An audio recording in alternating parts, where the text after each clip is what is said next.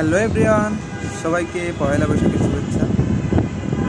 পহেলা বৈশাখ উদযাপন শেষ হলেও হয়নি যেন শেষ, কেননা প্রকৃতিতে রয়ে গেছে এর রেশ।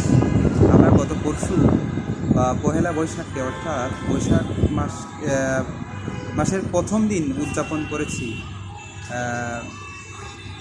বাংলাদেশ 16 ঋতুর দেশ। এই 16 ঋতুতে 12টি মাস আছে।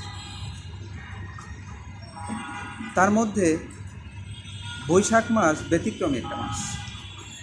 আপনি লক্ষ্য করলে দেখবেন বৈশাখ মাসে বাঙালির যে সংস্কৃতি, বাঙালির যে ঐতিহ্য, বাঙালির যে নিয়ম নীতি বা প্রকৃতিতে অন্যরকম একটা পরিবর্তন বা যে কোনো সময় যে কোনো কিছু হইতে পারে, যে একটা মানুষের একটা আতঙ্কে বলি কিংবা একটা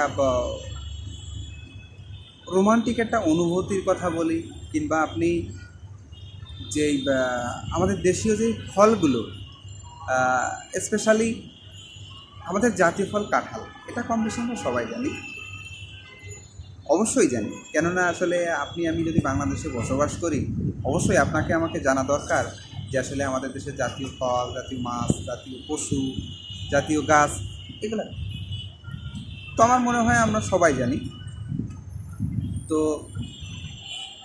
বৈশাখ মাসে এই কাঁঠাল আমরা খেতে পারি।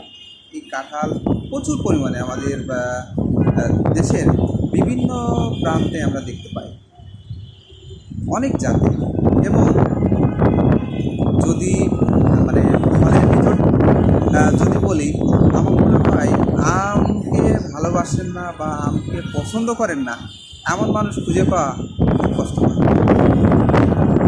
আম আসলে খেয়ে আমরা যে তৃপ্তি পাই, এই যে একটা কথা বলে মানুষ যে আসলে